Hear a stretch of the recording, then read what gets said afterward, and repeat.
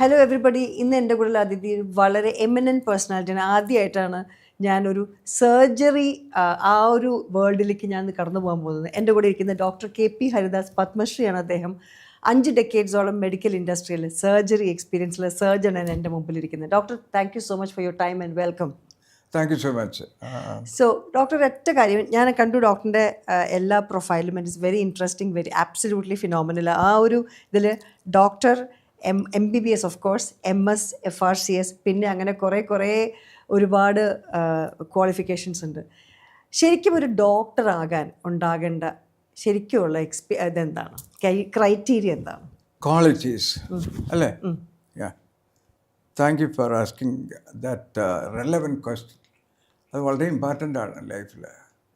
നമ്മുടെ ഇന്ന് നടക്കുന്ന സെലക്ഷൻ പ്രോസസ് എന്ന് പറയുന്നത് തെറ്റാണെന്ന് പറഞ്ഞാൽ നല്ലൊരു വാക്കല്ല. പക്ഷേ ആദ്യം അറിയേണ്ടത്, ഞാൻ പലപ്പോഴും പറയാറുള്ളത്, ഇംഗ്ലീഷ് വായിച്ചാൽ മനസ്സിലാണ് തീർച്ചയായിട്ടും. കാരണം മെഡിസിൻ ഇംഗ്ലീഷിലാണ് എഴുതി വെച്ചിരിക്കുന്നത്. 2, എനിക്ക് തോന്നുന്നത് ഹ്യൂമാനിറ്റി, എക്സ്ട്രീം ഹ്യൂമാനിറ്റി, എക്സ്ട്രീം എമ്പതി. ഞാനാണ് ആ സ്ഥാനത്ത് നിന്ന് ആലോചിക്കാനുള്ള ഒരു സംഗതി. എമ്പതി, കൈൻഡ്നെസ് ടു ദി എക്സ്ട്രീം. ഒരു ഒബ്സഷൻ പോലെ അത് വന്നാൽ നല്ലത്. അങ്ങനെയുള്ള കമ്മിറ്റഡ് ആയിട്ടുള്ള ഒരു മനുഷ്യനായിരിക്കണം. സോ ഡോക്ടർ പഠിക്കുന്ന സമയത്ത് ഡോക്ടർ ട്രിവാൻഡ്രം മെഡിക്കൽ കോളേജിലല്ലേ പഠിച്ചത്? ആണ്. ട്രിവാൻഡ്രം മെഡിക്കൽ കോളേജിൽ പഠിച്ചത്. ദെൻ യു ബിക്കെയിം MS എടുത്തു സർജറി. ടെക്സ്റ്റ് ബുക്കിൽ പറയുന്ന കാര്യങ്ങളെക്കാൾ when you become exceptional surgeon ആകുമ്പോൾ എന്തൊക്കെയാണ് സത്യം പറയാച്ചാൽ? അത് ടാലൻ്റ് ആണോ, എക്സ്പീരിയൻസ് ആണോ, അത് റിപ്പീറ്റഡ് ആയിട്ടുള്ള സർജറി ചെയ്യുമ്പോൾ what makes an exceptional surgeon ആകാനാണെങ്കിൽ? Right, that's a very good question. Okay surgeon ആകാനുള്ള ക്വാളിഫിക്കേഷൻസ് ഞാൻ പറയാം. Surgery is a blend of art and science.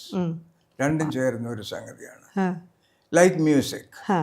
Music is also a blend of art and science.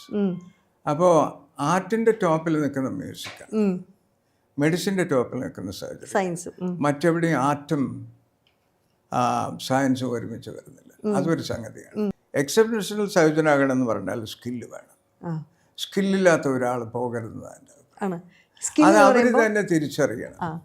And അവർ തന്നെ തിരിച്ചറിയേണ്ട കാര്യമാണ്. അവർ തിരിച്ചറിയാനുള്ള അവസരം കൊടുക്കുന്നില്ല. ഇപ്പം നമ്മൾ സിലക്ഷൻ എന്ന് പറയുന്നത് ഒരു 12 വർഷം പഠിച്ച കുട്ടി ഒരു 2 മണിക്കൂറിനകത്തുള്ള ഒരു എൻട്രൻസ് എന്ന് പറയുന്ന ഒരു എക്സാമിനേഷൻ 2 മണിക്കൂറിൽ എഴുതിയിട്ട് ആ ദിവസം ആ കുട്ടിക്ക് ഒരു വയറിളക്കം വന്നു, അല്ലെങ്കിൽ ഒരു മൈഗ്രെയിൻ വന്നു. കുട്ടികൾക്ക് എത്രയോ ലക്ഷം കുട്ടികൾ എഴുതുന്നു. വന്നു കഴിഞ്ഞാൽ അവർക്ക് നല്ലോണം എഴുതാൻ പറ്റും. അത് ഒരൊറ്റ എക്സാമിനേഷനിൽ തീരുമാനിക്കുകയാണ്. അപ്പോൾ ഈ 12 വർഷം പഠിച്ച കുട്ടി ആ 12 വർഷം പഠിച്ചതിൻ്റെ മാർക്സ് എടുക്കണ്ടേ? ഒരു എൻട്രൻസ് എക്സാമിനേഷൻ വേണമെങ്കിൽ എടുത്തോട്ടെ, നിർബന്ധമുള്ള ഒരു കാര്യമല്ല ഫാസ്റ്റ് സിലക്ഷൻ. ഏറ്റവും ഇമ്പോർട്ടൻ്റ് എന്ന് പറയുന്നത് ഇൻ്റർവ്യൂ ആണ്. ഒരു 20 to 25 minutes interview by eminent people in the medical field, very honest people, 2 retired justices, 2 public people, 2 political people. ഒരു 8 പേരുടെ ഒരു ഇതുണ്ടെങ്കിൽ അവർക്ക് ഒരു ഹോണസ്റ്റ് ആയിട്ടുള്ള ഇൻ്റർവ്യൂ ചെയ്തിട്ട് സെലക്ട് ചെയ്യാം. ജെനുവിനാണ് ഈ കുട്ടി, മെഡിസിൻ പഠിക്കാൻ താല്പര്യമുള്ള കുട്ടിയാണോ എന്ന് ആദ്യം കണ്ടുപിടിക്കണം. ഇന്ന് പോകുന്ന കുട്ടികളിൽ അധികവും എനിക്ക് തോന്നുന്നു ഒരു 30% മേ ബി ജെനുവിൻലി ഇൻട്രസ്റ്റ്, 30% ജെനുവിനായിരിക്കും എന്നാണ് ഞാൻ മനസ്സിലാക്കുന്നത്. ഒരു 30% അവർക്ക് അറിഞ്ഞുകൂടി വിച്ച് വേ ടു ടേൺ, എങ്ങോട്ട് തിരിയണമെന്ന് അറിയില്ല. ബാക്കിയുള്ള കുട്ടികൾ ദേ പ്രോംപ്റ്റഡ്, മറ്റുള്ള ഒരു വീട്ടുകാരുടെ നിർബന്ധം കൊണ്ടോ ഫ്രണ്ട്സ് പറഞ്ഞിട്ടോ ഇതൊരു അട്രാക്റ്റീവ് പ്രൊഫഷനാണെന്ന് തെറ്റിദ്ധരിച്ചിട്ടോ പോകുന്ന ആൾക്കാരുണ്ട്. അതാണ് സംഭവിക്കുന്നത്. ഇതിനെല്ലാത്തിനുമുള്ള ഒരു ആൻസർ എന്ന് പറയുന്നത് ശരിക്കും +2 എക്സാമിനേഷൻ്റെ അവിടുന്ന് പിടിക്കണം. അവിടുത്തെ ഒരു 40% മാർക്സ് എടുക്കുക. വേണമെങ്കിൽ നിർബന്ധമില്ല ഈ എൻട്രൻസ്. വേസ്റ്റ് മണി, ഇൻകൺവീനിയൻസ്. ശരിക്കും +2 എക്സാമിനേഷൻ്റെ മാർക്സും ഇൻ്റർവ്യൂവും മതി സെലക്ഷന് വേണ്ടിയിട്ട്. ഞാനൊരു പ്രീ യൂണിവേഴ്സിറ്റി പഠിച്ചു വന്നയാളാണ്. നാട്ടിൻ പുറത്തെ ഒരു വില്ലേജിലാണ് പഠിച്ചിരുന്നത്, തിരുവനന്തപുരം സിറ്റിയിലൊന്നുമല്ല. പക്ഷേ പഠിക്കാൻ തിരക്കേടില്ലായിരുന്നു. അപ്പോൾ അമ്മയ്ക്ക് 5 മക്കളായിരുന്നില്ലേ? 5 മക്കളല്ല, 9 മക്കളുണ്ടായിരുന്നു. 5 ആൺമക്കളാണ്. 5 ആൺമക്കളാണ്. അപ്പോൾ എല്ലാവരും ഗവൺമെൻറ് ഉദ്യോഗസ്ഥരായിരുന്നു, എല്ലാവരും. മിക്കവാറും എല്ലാവരും പോസ്റ്റ് ഗ്രാജുവേറ്റ്സും BA-യും MA-യും MA-ക്കാരാണ് അധികം. ആൻഡ് ഞാൻ മാത്രമേ ഉള്ളൂ ഒന്ന് വഴിമാറി നടുക്കുള്ള ആൾ. മെഡിസിനിലേക്ക് പോകണം. അത് കുട്ടിക്കാലത്തെ ഉള്ള ആഗ്രഹമായിരുന്നു. കാരണം ഞാനൊരു അന്ന് licensed medical practitioners, registered medical practitioners ഒക്കെ ഉള്ള കാലമാണ്. ആ വർക്കലയിൽ നിന്ന് നാവായിക്കുളം സ്കൂളിനടുത്ത് ഒരു ഡിസ്പെൻസറി നടത്തിയിരുന്നു അദ്ദേഹം. അവിടേക്ക് വരുന്ന ഈ ഡോക്ടറെ എനിക്ക് ഓർമ്മയിലുണ്ട്. ഒരു സ്റ്റെതസ്കോപ്പ് ഇട്ട് നിൽക്കുമ്പോൾ അദ്ദേഹത്തിന് മറ്റുള്ള ആൾക്കാരെല്ലാം വലിയ ബഹുമാനത്തോടു കൂടി ഒരു ദൈവത്തിനെ പോലെ കണ്ടപ്പോൾ ഡോക്ടർ ചാക്കോള എന്റെ ദൈവമാണ് അങ്ങനെ പറയും. പക്ഷെ പിന്നെ അത് ആണ് എൻ്റെ ഒരു ഇൻസ്പിറേഷൻ. അതെനിക്ക് തോന്നുന്നു ഒരു 12 വയസ്സിലൊക്കെ അത് ഇൻസ്പയർ ചെയ്ത് കാണുമെന്നാണ് തോന്നുന്നത്. I was very keen about from then. And പിന്നെയുള്ള ഒരു കാര്യം എന്ന് പറഞ്ഞാൽ ഞാൻ MBBS കഴിഞ്ഞ് ഹൗസ് റെൻസി ഒരു വർഷമുണ്ട്. ആ സമയത്ത് എന്നെ പഠിപ്പിച്ചുള്ള എൻ്റെ പ്രൊഫസറായിരുന്ന ഡോക്ടർ സൂസൻ ജോർജ്, ഇവിടെ പേര് പറയാം, she was a legendary figure. അവർ അസിസ്റ്റ് ചെയ്യുന്നതിനിടയ്ക്ക് സീനിയേഴ്സ് ഉണ്ട് അസിസ്റ്റ് ചെയ്യാൻ. I'm only a small bug actually. ഇത് ഒരു കത്രി കൊണ്ട് കട്ട് ചെയ്ത് കൊടുക്കാൻ സൂച്ചർ അന്ന് അതൊക്കെ ഉള്ളൂ. ആർട്ടിഫോഴ്സും സ്റ്റിച്ച് ഇട്ടിട്ട് അതിനെ കട്ട് ചെയ്ത് കൊടുക്കണം. അത് അങ്ങനെയൊക്കെ എൻ്റെ മൂവ്മെന്റ്സ് കണ്ടിട്ട് ഷീ മെയ്ഡ് എ റിമാർക്ക്. പറഞ്ഞു, ഈ യങ് ഫെലോ കുട്ടി, യു ഹാവ് എ നാക്ക് ഇൻ സർജറി. നിങ്ങൾക്കൊരു സർജറിയിൽ ടേസ്റ്റ് ഉണ്ടെന്ന് തോന്നുന്നു. You must take A surgery as your career. That is an impactor that goes into my soul and heart. അത് ഗംഭീരമല്ലേ. ആദ്യം ചെയ്ത സർജറി ആരുടെയായിരുന്നു? ആദ്യം ചെയ്ത സർജറി ആരുടെയാണ്? ഫസ്റ്റ് പേഷ്യന്റ് പേര് I was only a tutor in Calicut. തുടക്കക്കാരനാണ്, ഓർക്കാൻ പറ്റില്ല. പക്ഷെ ഒരു വർഷം കഴിയുമ്പോൾ തന്നെ ഇന്ന് 10 വർഷം കഴിയുന്ന ആൾക്കാർ ചെയ്യുന്ന സർജറി ഞാൻ ചെയ്യാൻ തുടങ്ങി. അന്നത്തെ പിന്നെ സർജറി എന്ന് പറയുന്നത് പെപ്റ്റിക് അൾസർ എന്ന് പറഞ്ഞ രോഗമാണ്. അതിന് അസിഡിറ്റി വരുന്നത്. ഇന്നിപ്പോൾ മരുന്ന് കൊണ്ട് കംപ്ലീറ്റ് മാറ്റുന്നതാണ്. അന്ന് കാലത്ത് GJ വേഗാട്ടമി, ഇത് ആസിഡ് സെക്രീറ്റ് ചെയ്യുന്ന വേഗസ് നെർവിൻ്റെ സ്റ്റിമുലേഷൻ കൊണ്ടാണ്. ആ നെർവിനെയും കട്ട് ചെയ്ത് കളയും. അപ്പം ആസിഡ് സെക്രീഷൻ കുറയും. മനസ്സിലായില്ലേ? എന്നിട്ട് പിന്നെ വരാതിരിക്കാനായിട്ട് ഗ്യാസ്ട്രോ ജെജിനാസ്റ്റമി എന്ന് പറഞ്ഞിട്ട് സ്റ്റൊമക്കിൽ നിന്ന് ഡയറക്റ്റായിട്ട് ഫുഡ് പോകത്തൊക്കെ ബൈപ്പാസ് ചെയ്യും. അങ്ങനെ ഒരു ഓപ്പറേഷൻ ഉണ്ടായിരുന്നു. അതിന് ശകലം വെയിറ്റ് കുറയ്ക്കുന്ന ഒരു ഓപ്പറേഷൻ ഉണ്ട്. വെയിറ്റ് ലോസ് സർജറിയും ഡയബറ്റിസ് മാറുന്ന സർജറിയും എൻ്റെ ഒരു സ്പെഷ്യാലിറ്റിയാണ് ഇപ്പോൾ ശരിക്കും. അപ്പോൾ അതൊന്ന്. അതുപോലെ തന്നെ ഡോക്ടർ ജയസിമൻ എന്ന് പറഞ്ഞാൽ അവരെല്ലാം FRCS MRC കോച്ചിങ് കഴിഞ്ഞ് വന്നവർ, FRC കോച്ചിങ് കഴിഞ്ഞ് വന്നവരാണ്. ബ്രിട്ടീഷ് ക്വാളിഫിക്കേഷനാണ്. ഞാൻ പഠിക്കുന്ന കാലം എന്ന് പറഞ്ഞാൽ early 60s ആണ്. 61 പ്രീ മെഡിസിൻ കഴിഞ്ഞു മാരിവാനസ് കോളേജിൽ, 62 മെഡിക്കൽ കോളേജിൽ വരുന്നു, pre university, pre medicine, then to the medical college. 62 ഒരു സർജനെ കാണും. ഇപ്പോൾ എനിക്കറിയാം, എൻ്റെ നാട്ടിൽ ഇപ്പം തമാശയായിട്ട് തോന്നുന്നു ഡോക്ടർ, എന്താ വെച്ചെങ്കിൽ കത്തി വെക്കാൻ പേടിയാണ് എല്ലാവർക്കും. എന്നെ കൊണ്ടുപോകേണ്ട ആസ്പത്രിയിൽ ഞാൻ ഇങ്ങനെ മരിച്ചോട്ടെ എന്ന് പറയുന്ന കുറേ കൂട്ടരുണ്ട്. ആർക്കും ഇഷ്ടമുള്ള ഒരു കാര്യമല്ല. അതെ, പക്ഷെ എൻ്റെ അച്ഛനെ ഇഷ്ടമായിരുന്നു സർജറി. എങ്ങനെയെങ്കിലുമൊക്കെ സർജറി ചെയ്ത് ഇഷ്ടം. പക്ഷെ അച്ഛൻ ഇല്ല. പക്ഷെ അച്ഛൻ ഭയങ്കര സർജറിയോട് ഇത്ര ഇഷ്ടമുള്ള ഒരാളെ ഞാൻ ജീവിതത്തിൽ കണ്ടിട്ടില്ല. No, he was not, but he was in medical field, he was in pharmaceutical industry. So then pharmaceutical industry എല്ലാ മെഡിസിനെ കുറിച്ച് അറിയായിരുന്നു. അതുകൊണ്ട് എനിക്ക് when doctor interview, I really thought about him today because അച്ഛൻ സന്തോഷമായിട്ട് കാണുമായിരുന്ന ഒരു ഇന്റർവ്യൂ ആയിരുന്നു. Because he had been in touch with surgeons probably. അതുകൊണ്ടായിരിക്കും. അപ്പോൾ ഈ പറയുന്ന ട്രസ്റ്റ്, നമ്മൾ എപ്പോഴും പറയും സർജറി വന്നാൽ 2 കാര്യമാണ്. ഒന്ന്, ഒരു ഭാഗം ആൾക്കാർ ആദ്യം തന്നെ പോയി ജോത്സ്യം നോക്കും, ചീത്തകാലാണോന്ന്. രണ്ടാമത്തെ കാര്യം സെക്കൻഡ് ഒപ്പീനിയൻ എടുക്കുക അല്ലേ എന്ന് ചോദിക്കും. അപ്പോൾ ഈ ട്രസ്റ്റ് ഫാക്ടർ ഓഫ് സർജൻസ് എങ്ങനെയാണ്? Very simple. Your communication, that's A most important thing.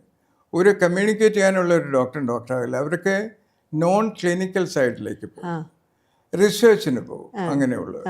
Communication സ്കില്ലും ഇൻറ്റ്യൂഷനും സ്കില്ലും ഇല്ലാത്തവർ സർജറിയിൽ സക്സസ്ഫുൾ ആകാൻ പ്രയാസമാണ്. MS എടുത്തെന്ന് പറഞ്ഞു, MS-ന്റെ ഫുൾ ഫോം അറിയാം? മാസ്റ്റർ ഓഫ് സർജറി എന്നാണ്. I am not a master yet. I believe there is only one master up there. And അങ്ങനെ ഒരു 28 വയസ്സിലും 30 വയസ്സിലും ഒരാൾക്ക് കിട്ടിയാൽ ഈ ഗെറ്റ്സ് ക്യാരിഡ് എ പേഷ്യന്റ്. ഇംഗ്ലണ്ടിൽ ഐ ഗോട്ട് FRCS ആൾസോ. FRCSന് അവിടെ പറയുന്നത് ദാറ്റ്സ് ക്വാളിഫിക്കേഷൻ എന്താ FRCS fellow of the royal college of surgeons. Actually diploma. അവിടെ അതല്ല, where you get trained, who has trained you and what you know, are you really competent. സ്വന്തം ചോദിക്കണം, am I competent to operate now? സ്വയം ചോദിക്കണം. ഇപ്പോഴും ഞാൻ ചെയ്യുന്ന advance surgeries ആണ് ചെയ്യുന്നത്. എൻ്റെ ഏറ്റവും വലിയ ഇഷ്ടം എന്ന് പറയുന്നത് ഒബീസിറ്റി കുറയ്ക്കുന്ന സർജറി, ഡയബറ്റിസ് മാറുന്ന സർജറി, അതായത് bariatric surgery and metabolic surgery. Metabolic surgery എന്ന് പറഞ്ഞാൽ ഒരു മെറ്റബോളിക് ഡിസീസാണ് ഡയബറ്റിസ്, ടൈപ്പ് 2 ഡയബറ്റിസിനെ പറ്റിയാണ് പറയുന്നത്. അപ്പോൾ ടൈപ്പ് 2 ഡയബറ്റിസിൽ ഇൻസുലിൻ്റെ കുറവുണ്ട്, അല്ലെങ്കിൽ ഇൻസുലിന് റെസിസ്റ്റൻസ് ഉണ്ട്. അതിനെ പ്രിവെൻറ്റ് ചെയ്യാൻ വേണ്ടിയിട്ട് നമുക്ക് ചെയ്യാവുന്ന ഓപ്പറേഷൻസ് ഉണ്ട്. അത് മെറ്റബോളിക്സ്, കംപ്ലീറ്റ് ഡയബറ്റിസ് മാറും. അത് ഓപ്പറേഷൻ മുമ്പ് നമുക്ക് പ്രഡിക്റ്റ് ചെയ്യാൻ പറ്റും. ആ കാലത്താണ് നമ്മൾ നിൽക്കുന്നത്. എത്ര പേർക്ക് ഇത് അറിയാമെന്ന് എനിക്ക് സംശയം. പബ്ലിക്കിന് അറിയില്ല. മറ്റുള്ളവരെ പറ്റി ഞാൻ കമന്റ് ചെയ്യുന്നത് ശരിയല്ല. പക്ഷേ ഡോക്ടർ പറഞ്ഞ I come back to these 2 diseases, അത് മോസ്റ്റ് ഇമ്പോർട്ടന്റ് ആണ്. Very important because Kerala is the capital of diabetes in India. Yes. And ഏറ്റവും അധികം ഇന്ത്യയിലാണ്. World capital is India. ഇന്ത്യയുടെ ക്യാപിറ്റൽ കേരളം. അപ്പോൾ വേൾഡ് ക്യാപിറ്റൽ കേരളം എന്ന് പറയാം. About 24% are diabetes suffering. I used to say above the age of 50, if you take a statistics, 50% of the population is either diabetic or hypertensive or both.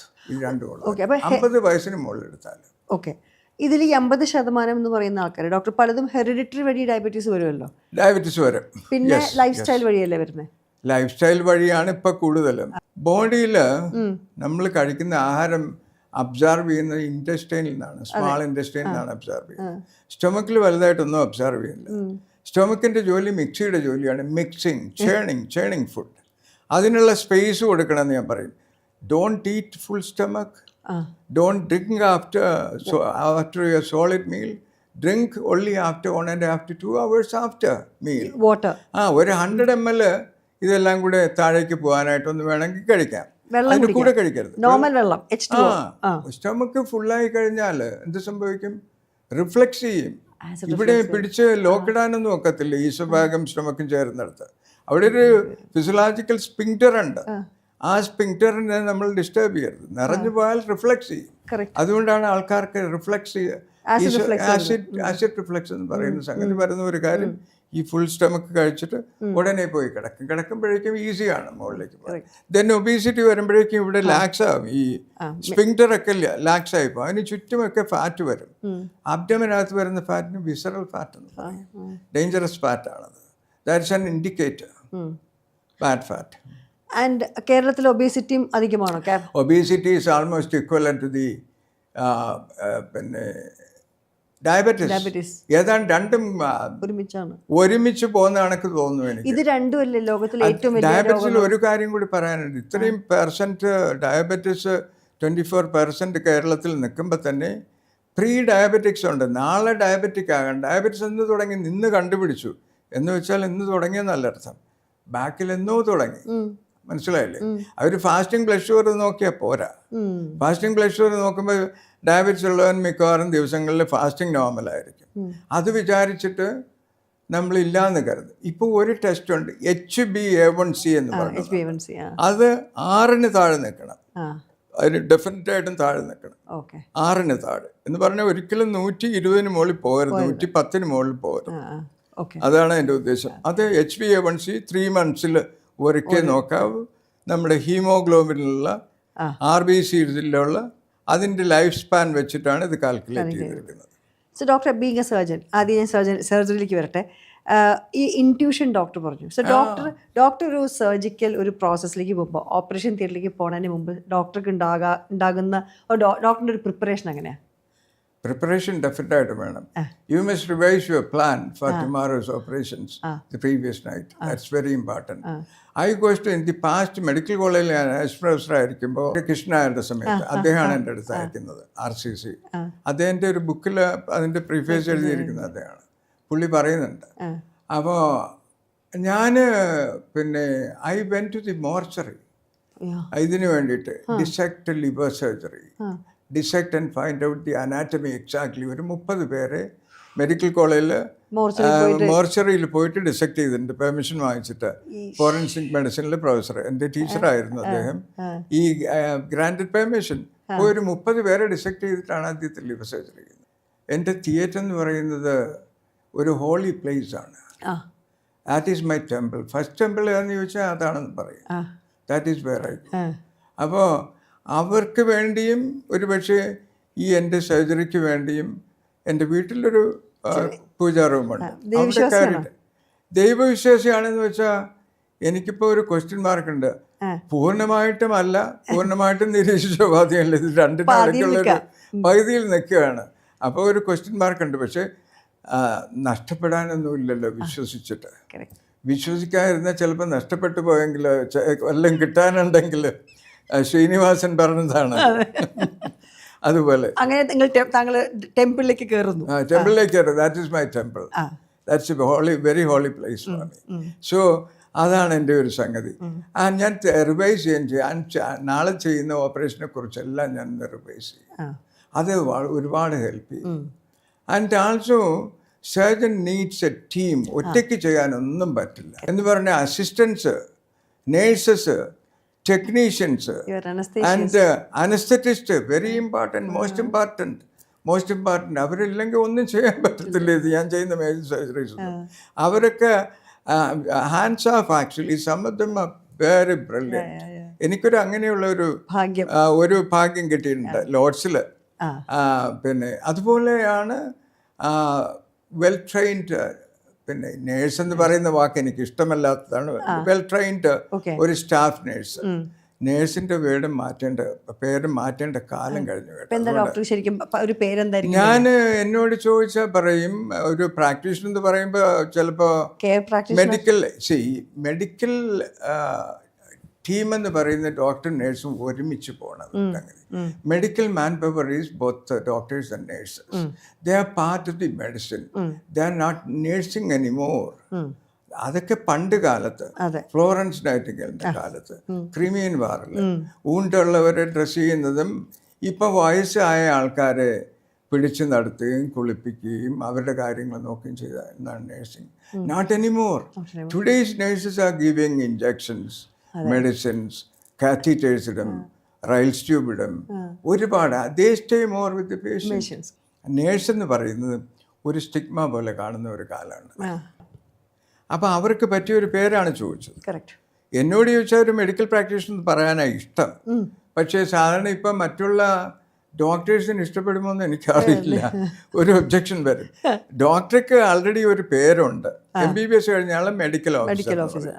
എന്നെപ്പോലെ ഒരാൾ laparoscopic surgeon എന്നോ, liver surgeon എന്നോ, bariatric surgeon എന്നോ, metabolic surgeon, so many things are there for me. ഒരു cardiologist, radiologist, anaesthetist, അവർക്കെല്ലാം പേരുണ്ട്. That way they can be identified. ശരിയല്ലേ അവർക്ക്? പിന്നെ ഞാൻ ഇവർക്ക് ഇഷ്ടപ്പെട്ടില്ലെങ്കിൽ പലർക്കും അങ്ങനെ ഒരു പേര് കൊടുത്താൽ ഞാൻ ആലോചിച്ചപ്പോൾ health care professional, health care professionals, that is A good name also. അല്ലെങ്കിൽ എന്താ പറയുക, മെഡിക്കൽ പ്രാക്ടീഷണർ എന്നുള്ളതാണ് എനിക്ക് തോന്നിയിട്ട് വന്നത്. അപ്പോൾ ഒരു പക്ഷെങ്കിൽ ഈ മെഡിക്കൽ പ്രാക്ടീഷണർ എന്ന് പറഞ്ഞ ആൾ ബ്രില്യൻ്റ് ആണെന്ന് വെച്ചാൽ ഒരു 10 വർഷം കഴിയുമ്പോൾ അവർക്ക് മെഡിസിൻ കംപ്ലീറ്റ് ചെയ്യണമെന്ന് പറഞ്ഞാൽ ഒരു 2 വർഷത്തെ ഇളവ് കൊടുക്കാം. They can complete medicine. Why not? They will become best, one of the very good doctors. സംശയമില്ലാത്ത കാര്യമാണ്.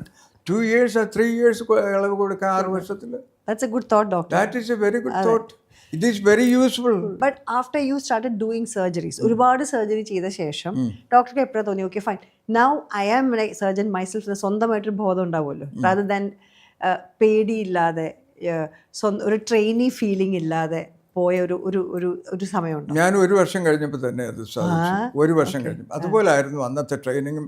ലെജൻസിൻ്റെ കൂടെ വർക്ക് ചെയ്യുന്നത്, ലെജൻസിൻ്റെ കൂടെ. അതുകൊണ്ട് ആ കോൺഫിഡൻസ് കിട്ടി. ഇന്ന് 10 വർഷം കഴിഞ്ഞാൽ ചെയ്യാനൊക്കാത്ത ഞാൻ 1 വർഷം കഴിഞ്ഞ് ചെയ്യുമായിരുന്നു. ഗാസ്ട്രോ അനാസ്റ്റമി, വെഗാട്ടമിയൊക്കെ. ഒരു സർജൻ ഒരു ടീം വേണം. Anaesthetist, staff nurse, assistant nurse, technician. അപ്പോൾ സർജൻ റിലാക്സ് ചെയ്ത് തന്നെ ഓപ്പറേറ്റ് ചെയ്യാം. ഇതില്ല എവിടെയും. ഓരോ ദിവസവും ഓരോ സ്റ്റാഫ് വരും, ഓരോ അനസ്തറ്റിസ്റ്റ് വരും. That is not the way it should be. A surgeon is on top. He has got a first assistant, second assistant, junior assistant, somebody who is studying. അങ്ങനെ I train lot of people in laparoscopic surgery. ട്രിവാൻഡ്രത്ത് ഇപ്പോൾ അറിയപ്പെടുന്ന surgeons എല്ലാം പലരും ഞാൻ ചെയ്തിട്ടുള്ള ആൾക്കാരാണ്. ഇംഗ്ലണ്ടിലുണ്ട് യൂറോളജിസ്റ്റ് ഉണ്ട്, റോബോട്ടിക് യൂറോളജിസ്റ്റ് ഉണ്ട്, പഠിച്ചു പോയവരാണ്. That was the first centre in Trivandrum, my centre. അപ്പോൾ ലാപ്രോസ്കോപ്പി ഞാൻ സ്റ്റാർട്ട് ചെയ്തിട്ട് എൻ്റെ 55 years ഓഫ് സർവീസിൽ 25 years open surgery and 30 years laparoscopic surgery.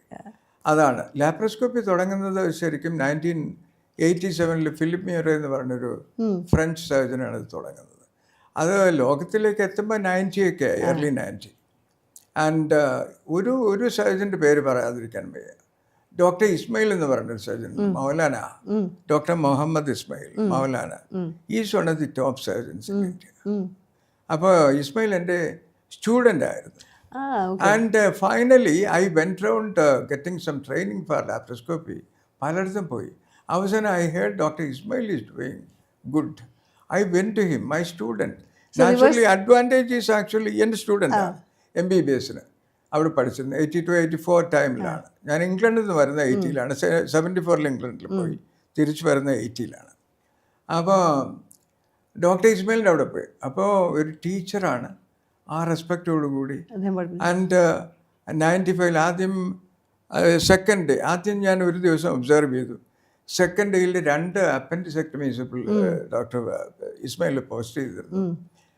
ഒരെണ്ണം എന്നോട് ക്യാമറ കാണിക്കാൻ പറഞ്ഞു. ഇതിന് ക്യാമറ കാണിക്കാൻ ഒരു മിടുക്കനെ ആൾ വേണം, മോസ്റ്റ് ഇമ്പോർട്ടൻറ്റ് പേഴ്സൺ, ക്യാമറാമാൻ. നേഴ്സിന് ഒരു 4 ഇൻസ്ട്രുമെൻ്റ് ലാപ്രോസ്കോപ്പിയിൽ വേണ്ടി മിക്കവാറും എല്ലാ ഓപ്പറേഷനും 4 5 millimeter സൈസുള്ള 4 ലോങ് ഇൻസ്ട്രുമെൻറ്റ്സ് മതി. അത് പലതിനും മാറുമെന്നുള്ളേ ഉള്ളൂ, അതിൽ കൂടുതൽ പോകാനൊക്കെ ഇല്ല. ഈ എല്ലാ ഓപ്പറേഷനും 4 ടൈനി ഹോൾസ് ആണ് ലാപ്രോസ്കോപ്പിൽ, 5 millimeter ഉള്ളൂ. പിന്നെ ടെലസ്കോപ്പ് പോണത് മാത്രം ഒരു 10 millimeter, 1 centimeter താഴെ ഇത്ര വരുള്ളൂ. അതാണ് ഇതിൻ്റെ ബ്യൂട്ടി. Minimally invasive. പിറ്റേ ദിവസം വേണമെങ്കിൽ വീട്ടിൽ അയക്കാൻ പലരും. And they can take food, സാധനം ഓപ്പറേഷൻ. സ്റ്റൊമക്കിലും ഇൻഡസ്ട്രിയിലും ഒക്കെ ഓപ്പറേറ്റ് ചെയ്യുമ്പോൾ ഫ്ലൂയിഡ്സ് കൊടുക്കും. സോളിഡ്സ് കൊടുക്കാനായിട്ട് ഒരു 4 ദിവസം 5 ദിവസം അല്ലെങ്കിൽ സെമി സോളിഡ്സ് അങ്ങനെ കൊടുക്കും. അതൊക്കെ ഡീറ്റെയിൽസ് കളഞ്ഞ് സമയം കളയുന്നില്ല ഞാനിപ്പോൾ. ഈ അടുത്ത കാലത്ത് നമ്മൾ ഒരു യൂത്തനേഷ്യ വീണ്ടും മെഴ്സിക്കൽ അല്ലെങ്കിൽ ദയാവധം, അത് ഇന്ത്യയിൽ ഈ അടുത്ത കാലത്ത് മാർച്ച് 2026 അടുത്ത ഒരു ഓർഡർ കിട്ടി. അങ്ങനെ ഒരാൾ 13 വർഷമായി കിടന്ന ഒരാൾക്ക് അങ്ങനെ യൂത്തനേഷ്യ കൊടുക്കേണ്ടി വന്നു. ഐ തിങ്ക് സോ ഡോക്ടർക്ക് അതിനെക്കുറിച്ചുള്ള അഭിപ്രായം എന്താ? ഞാൻ എൻ്റെ ഒരു ബുക്ക് നേരത്തെ എഴുതിയിട്ടുണ്ട്. 2019 അത് റിലീസ് ചെയ്തത്. അപ്പോൾ അതൊരു വലിയ കാര്യം. ഞാനപ്പോൾ വളരെ നേരത്തെ അങ്ങനെ വിചാരിക്കുന്ന ആളാണ്. What is a sign of leaving? If I ask you a question, what is it? What is sign of healing? Sign of living. Sign of leaving. Leaving മത്ലബ് ജീവിതം ഓർ ലീവിംഗ്? വളരെ സിമ്പിളായിട്ട് ഞാൻ പറയട്ടെ. Dignity to die. Moving is leaving. Okay, moving is leaving. ചില doctors എഴുതി വെച്ചിട്ടുണ്ടായിരുന്നു, എന്നെ ഒരിക്കലും വെന്റിലേറ്ററിൽ ഇടരുതെന്ന്. ഞാൻ എഴുതി വെക്കും. തീർച്ചയായിട്ടും 100%. ഡോക്ടറെ ആരെങ്കിലും ഓപ്പറേറ്റ് ചെയ്തിട്ടുണ്ടോ? ആരെങ്കിലും ഓപ്പറേറ്റ് ചെയ്തിട്ടുണ്ടോ ഡോക്ടറിനെ? എന്നെ ഓപ്പറേറ്റ് ചെയ്തിട്ടുണ്ട്. ഡോക്ടർ രാജഗോപാൽ എന്ന് പറഞ്ഞ് എൻ്റെ ഒരു ഫേവറേറ്റ് സർജനാണ്. അദ്ദേഹത്തിൻ്റെ കൂടെയാണ് ഞാൻ ട്യൂട്ടറായിരിക്കും. അന്ന് ലെക്ചറിന് പകരം ട്യൂട്ടർ എന്ന് പറയുന്നത് എൻ്റെ കാലത്ത് 70s. How do you see a surgeon having a surgery on you? I see him as a ദൈവത്തിനെ പോലെ കാണും. ഇന്ന് ദൈവം എന്ന് പറയുള്ളൂ, കാണില്ല. നാവിലേ ഉള്ളൂ, സോളിലില്ല. ഡോക്ടർക്ക് ഏറ്റവും അധികം ഇങ്ങനെ എന്താ പറയുക, ഹൈ സ്റ്റേക്ക് സർജറീസ് ഉണ്ടാവുമല്ലോ ചില സമയത്ത്. ഞാൻ തമിഴ്നാട്ടിൽ ജീവിക്കുന്ന ആളോട് എനിക്കറിയാം, ചിലപ്പോൾ ഏതെങ്കിലും ഒരു പൊളിറ്റിക്കൽ ആൾ ഏതെങ്കിലും ഹോസ്പിറ്റലിൽ അഡ്മിറ്റ് ചെയ്തിട്ട് വല്ല സർജറിക്ക് നമ്മൾ പറയും, ദൈവമേ ആ ഹോസ്പിറ്റലിൽ been high tension because it's A political figure. ഡോക്ടർക്ക് അങ്ങനെ ഉണ്ടായിട്ടുണ്ടോ? എനിക്കങ്ങനെ തോന്നുന്നില്ല. എനിക്ക് എല്ലാവരും ഒരുപോലാണ്. അങ്ങനെയാണെങ്കിൽ ഞാൻ പാർഷ്യൽ അല്ലേ? You must be impartial. Whether it is രാജാവ് അല്ലേ, രാജാവ് വന്നാലും റാണി വന്നാലും പാവപ്പെട്ടവൻ വന്നാലും ഒരു സർജറിയോ you cannot change. Probably atmosphere അവർ സ്വീകരിക്കുന്നതൊക്കെ ഒരു പ്രോട്ടോകോൾ കാണുമല്ലോ, that is different. Surgery will be the same. ഇപ്പോൾ കൊളിസിസ്റ്റക്ടമി ഒരു കോർപ്പറേറ്റിൽ ചെയ്താലും കോർപ്പറേറ്റിലെ ഒരു സിംഗിൾ സ്പെഷ്യാലിറ്റി ഹോസ്പിറ്റൽ ചെയ്താലും സർജറി സെയിം. ആൻഡ് ഇവിടെ ചെയ്യുന്ന എന്താണ്, ഇപ്പോൾ ഒരു 5 സ്റ്റാർ ഹോസ്പിറ്റലിൽ ചെയ്യുകയാണെങ്കിൽ അവർക്ക് റേറ്റ് കൊടുക്കും. ഈ ഒരു 5 സ്റ്റാർ ഉള്ള ഒരു സർജൻ ഒരു ചെറിയ ഹോസ്പിറ്റലാണെങ്കിൽ ആ റേറ്റ് ഇൻഷുറൻസ് കൊടുക്കില്ല. അത് മര്യാദകളല്ലേ? ശരിക്കും തെറ്റാണ്. It is not for the infrastructure. Additional ഫെസിലിറ്റീസിന് അവർ പേ ചെയ്യണം. അതെ. സാധാരണ ഒരു ഡോക്ടർക്ക് എപ്പോഴെങ്കിലും ഒരു ദാറ്റ് പേഷ്യൻ്റ് വെന്റ് ഓഫ്, അപ്പോൾ ആ കമ്മ്യൂണിക്കേറ്റ് ചെയ്യുന്നത് എങ്ങനെയാണ് ആ ഒരു ഫാമിലിയോട്? Communication is the most important thing with the patient. അത് എഫക്ട് ചെയ്യാറുണ്ടോ അങ്ങനത്തെ ഒരു ഡെത്ത്? ഒരു പേഷ്യൻ്റ് ഒരു പേഷ്യൻ്റ് അവർക്ക് തന്നെ അറിയാം. എനിക്ക് 104 വയസ്സായ ഒരു പേഷ്യൻ്റ് ഞാൻ ഓപ്പറേറ്റ് ചെയ്തിട്ടുണ്ട്. പിന്നെ 4 വർഷം വരെ ജീവിച്ചിരുന്നു. എൻ്റെ വെബ്സൈറ്റിൽ കിടപ്പുണ്ട്, കണ്ടിട്ടുണ്ടോ? കാർത്തിയോട് ചോദിച്ചാൽ എടുത്തു തരും. പത്മനാഭൻ വൈദ്യർ എന്നാണ് പേര്. ചടയമംഗലത്തുകാരനാണ്. ജഡായി പാർക്കിനടുത്താണ് താമസം. 2 ആൺമക്കളാണ്. അങ്ങേർക്ക് 94 വയസ്സായപ്പോൾ പുനലൂർ എന്ന് പറയുന്ന ഹോസ്പിറ്റലിൽ പുള്ളിയുടെ മൂത്ത മകൻ, പുറത്താണ്, ഗൾഫ് കൺട്രീസിലാണ്, എവിടെയാണ്. ഇപ്പം എനിക്ക് ഓർക്കുന്ന കമ്മ്യൂണിക്കേഷൻ ഉണ്ണികൃഷ്ണൻ എന്നാണ് പേര്. അപ്പോൾ പിന്നെ 94 വയസ്സിൽ ഈ ഹെർണിയയ്ക്ക് ഓപ്പറേറ്റ് ചെയ്യാൻ കൊണ്ടുവന്നപ്പോൾ സർജൻസ് പറഞ്ഞു 94 വയസ്സൊക്കെ ആയില്ലേ, ഇനിയിപ്പോൾ അത് വെച്ചങ്ങ് കൊണ്ട് പോയാൽ പോരെ, വലിയ കുഴപ്പമില്ലല്ലോ, ഒരു ബെൽറ്റൊക്കെ ഇട്ടോ അല്ലെങ്കിൽ ഒരു ടൈറ്റ് ജാട്ടിയൊക്കെ ഇട്ടോ അത് മതിയല്ലോ എന്ന് പറഞ്ഞു. അങ്ങനെ നടന്നു. 104 വയസ്സായപ്പോൾ അദ്ദേഹം ജീവിച്ചിരുന്നു. ഇത് സ്ട്രാങ്കുലേറ്റ് ചെയ്തു, ട്വിസ്റ്റ് ചെയ്തു. അതിനകത്ത് ഇൻഡസ്റ്റൈനാണ്. ട്വിസ്റ്റ് ചെയ്ത് ഇൻഡസ്റ്റൈൻ നെക്രോട്ടിക് ആവും, അത് ഡെഡ് ടിഷ്യൂ ആവും. അപ്പോൾ അവർ കൊണ്ടുവന്നു. പലയിടത്തും അന്വേഷിച്ചു, ആരും ഓപ്പറേറ്റ് ചെയ്യില്ല എന്ന് പറഞ്ഞു. ആരും അവരുടെ അടുത്ത് പറഞ്ഞു ഇങ്ങനെ ഡോക്ടർ ഹരിദാസ് എന്ന് പറഞ്ഞ ഒരു എന്താ മഠയൻ എന്ന് പറയുന്നത് ശരിയല്ല. അല്ല, ഞാനിങ്ങനെ ആലോചിച്ചു പോയി. ഓപ്പറേറ്റ് ചെയ്ത് തരും പുള്ളി, ഇങ്ങനെ റിസ്ക് എല്ലാം എടുക്കുന്ന കൂട്ടത്തിലാണെന്നാന്ന് പറഞ്ഞു. അങ്ങനെ വിളിച്ചു വന്നു. തീർച്ചയായിട്ടും കൊണ്ടുവരണം. നിങ്ങൾ സമ്മതിച്ചോ ഓപ്പറേറ്റ് ചെയ്യാൻ? ഞാൻ സമ്മതിക്കാൻ ഞാൻ റെഡിയാണ്, എനിക്ക് സംശയമൊന്നുമില്ല. 90% വിൽ റിക്കവർ. അതുപോലെ ചെയ്യാനാണ് ഞാൻ ഉദ്ദേശിക്കുന്നത്. അവിടെ മാത്രം വരവിക്കുന്ന ഒരു കൊച്ചു ഇഞ്ചക്ഷൻ കൊടുത്തിട്ട് നമുക്കിത് ഓപ്പറേറ്റ് ചെയ്യാം. എന്നിട്ട് ആ മനുഷ്യൻ പറയുന്ന, മകൻ പറയുന്ന ഒരു വീഡിയോ ഉണ്ട്, ഇതിൽ കാണാം, കിടപ്പുണ്ട്. അത് കഴിഞ്ഞിട്ട് അദ്ദേഹം 108 വയസ്സിലാണ് മരിക്കുന്നത്. 4 വർഷം ജീവിച്ചു. അത് അങ്ങനെ റിസ്ക് എടുക്കാൻ തയ്യാറായിരിക്കണം. ഏറ്റവും ടഫ് സർജറി ആരുടെ? ഒരു ടഫ് സർജറി ചെയ്തത്? ടഫ് സർജറി ചെയ്ത് ലിവർ സർജറി ആണ്. ലിവർ സർജറിയാണ്. Liver is the toughest, one of the toughest transplant also. Liver ടഫാണ്. Liver is gone, everything is gone. Correct. അതെ, നമ്മൾ അത് വെച്ചാണ് ലിവറിന്റെ കാര്യം പറയുമ്പോൾ എനിക്ക് പറയാനുള്ളത്, ഈ ആൾക്കാള് ചെയ്യുന്ന ഡാമേജ് സ്റ്റൊമക്കിന്ന് അബ്സോർവ് ചെയ്യുന്ന ഒരേ ഒരു സാധനം ആൾക്കാളാണ്. ആൾക്കാൾ കഴിക്കുമ്പോൾ അവർ ഒരുപാട് കഴിക്കും. എക്സസ് ഫാറ്റ് വരും. ഫാറ്റ് ലോഡ് ചെയ്യുന്നത് മസിലിലും ലിവറിലും ഒക്കെയാണ്. ലിവർ പക്ഷേ റീജനറേറ്റീവ് ഓർഗൻ അല്ല. ചെയ്യാൻ ഒക്കാത്ത സമയത്ത് സ്റ്റേജ് 1 നമുക്ക് റിവേഴ്സ് ചെയ്യാം, സ്റ്റേജ് 2 ചെയ്യാം, സ്റ്റേജ് 3 കഴിഞ്ഞാൽ പറ്റില്ല. സിറോസിലേക്ക് റിവേഴ്സ് ചെയ്യാൻ പറ്റുന്നതാണ്. ഡോക്ടർ എവിടെ പറഞ്ഞു കേട്ടില്ലേ പേഷ്യൻ്റ് എന്നൊരു വാക്ക് ഡോക്ടർക്ക് ഇഷ്ടമില്ല? എനിക്ക് ഇഷ്ടമില്ല എന്ന് പറഞ്ഞു. എനിക്ക് ഈ വരുന്നവർ 3 പേര് വന്നാൽ പലപ്പോഴും അറിയാനൊക്കത്തില്ല. എല്ലാവരും ഒരുപോലെ ഇരിക്കും. ആരാണ് കണ്ടുപോകാൻ? ഞാൻ ചോദിക്കേണ്ടി വരും, ആർക്കാ ബുദ്ധിമുട്ടത് എന്ന് ചോദിക്കും. എനിക്ക് പേഷ്യൻ്റ് പറയുന്ന വാക്ക് ഇഷ്ടമല്ല. എന്തുകൊണ്ടോ? വരുന്നവരെല്ലാം പേഷ്യൻ്റ് അല്ലേ. It is not a nice word to hear. എനിക്ക് ഇങ്ങനെ വന്നിരിക്കുന്ന ഒരു പേഷ്യൻ്റ് വന്നിരിക്കുന്നു, അതൊരു ബാഡ് വേർഡെന്ന്, ഇത്രയും കാലം ശീലിച്ച് ബാഡ് വേർഡെന്ന് പറയാൻ പറ്റില്ലല്ലോ. അതിനൊരു വേർഡ് കണ്ടുപിടിക്കണമെന്ന് ഞാൻ പലപ്പോഴും ആലോചിച്ചിട്ട് കിട്ടിയിട്ടില്ല. എനിക്ക് തോന്നുന്നു ഇപ്പൊ പലരും പറയുന്നതായിട്ട് ക്ലയന്റ് എന്നൊക്കെ പറയും. ഇംഗ്ലണ്ടിലൊക്കെ അങ്ങനെയാണോ കസ്റ്റമർ എന്താന്നൊക്കെ പറയുന്നതെന്ന് പറയുമ്പോൾ ഒരു മാളിൽ പോണ കണക്ക് ഉള്ള ഒരു വാക്കായിട്ടാണ് എനിക്ക് തോന്നുന്നത്. അതിനോട് ഞാൻ അഗ്രി ചെയ്യുന്നില്ല. എനിക്ക് തോന്നിയ ഒരു നല്ല വാക്ക് ഗസ്റ്റ് എന്നാണ്. Guest is whom you respect. അങ്ങനെ വേണമെങ്കിൽ ഒരു വാക്ക് കൊടുക്കാം. പിന്നെ ഒരു വാക്കുകൂടെ ഞാൻ പറയാനുള്ളത്, ക്യാൻസർ എന്ന് പറയുന്ന വാക്ക് ഫ്രൈറ്റനിങ് ആണ് എല്ലാവർക്കും, അല്ലേ? ആണോ? അതെ, പിന്നെ ഫ്രൈറ്റനിങ് അല്ലേ? ക്യാൻസർ ആണെന്ന് പറയുമ്പോൾ അവിടെ ഇരുന്ന് കരയും മകള്, അമ്മ ഈ പ്രായത്തിലോ എന്ന് പറഞ്ഞിട്ട് പൊട്ടി പൊട്ടി കരയുന്ന ഞാൻ കണ്ടിട്ടുണ്ട്. എൻ്റെ അടുത്തിരുന്ന്. അവിടെ അത് ഞാൻ ഇന്ന് വരെ ഒരു പേഷ്യൻറ്റിനോട് ക്യാൻസർ എന്ന് പറയുന്ന വാക്ക് ഞാൻ ഉപയോഗിച്ചിട്ടില്ല. ഡോക്ടർ എന്താ പറയാ? ഞാൻ എന്താ പറയുകയെന്ന് പറഞ്ഞാൽ അതിൻ്റെ സെൽസിലൊരു മാറ്റമുള്ള കണക്ക് തോന്നുന്നു. അബറേഷൻ എന്ന് പറഞ്ഞാൽ ഒരു ചേഞ്ച് കാണുന്നു. ഡിസ്പ്ലേസിയ, ഹൈപ്പർപ്ലേസിയ എന്നൊക്കെ പറയും. ഈ വയലോരത്ത് കിടക്കുന്ന നീർക്കോലിയുണ്ടോ, വയൽ പാമ്പ്, അത് പിന്നെ കടിച്ചാൽ അത്താഴം മുടങ്ങുന്നത്, അതുപോലെ കരുതിയാൽ മതി എന്ന് പറയും. You are cured, you are like me and like him എന്ന് കാണിച്ചു കൊടുക്കും. അപ്പോൾ റിലാക്സ് ചെയ്യും. ഇല്ലെങ്കിൽ എത്ര ചെറിയ ഇതാണെങ്കിലും അവർക്ക് ക്യാൻസർ എന്ന് പറയുന്ന ഒരു വാക്കേ അറിയാം. അതിൻ്റെ ഡിഗ്രിയും അതെങ്ങനെ ബിഹേവ് ചെയ്യുന്നത് എനിക്ക് മാത്രമേ അറിയാവുള്ളൂ. അല്ലെങ്കിൽ ഒരു ഓങ്കോളജിസ്റ്റിനെ അറിയാവുള്ളൂ, ഒരു സർജൻ അറിയും.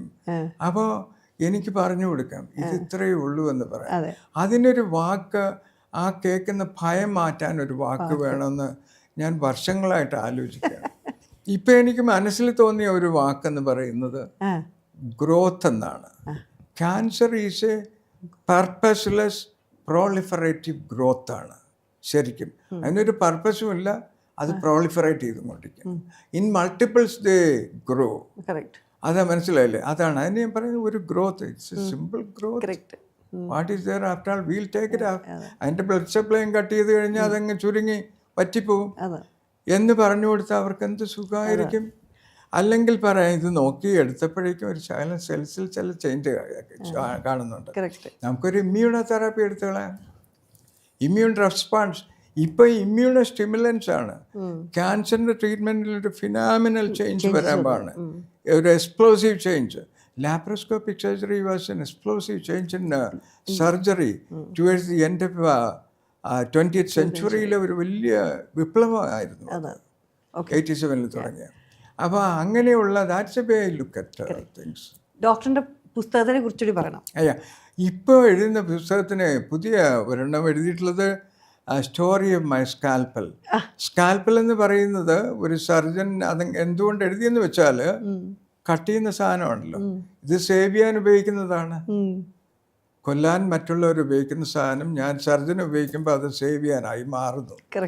ആൻഡ് മാത്രമല്ല, പണ്ട് ഇതുപോലൊരു നൈഫ് ഉണ്ടാക്കണമെങ്കിൽ ഈ കൊല്ലൻ ആലയിൽ അടിച്ച് ചൂടാക്കി അടിച്ച് പരത്തി ഉണ്ടാക്കുന്നതാണ്. That is laborious work. It is not. അതിനെ റെപ്രസെൻ്റ് ചെയ്യുന്നതും കൂടിയാണ് എൻ്റെ വാക്ക്. അതുകൊണ്ടാണ് അങ്ങനെ ഒരു വാക്ക് വന്നത്.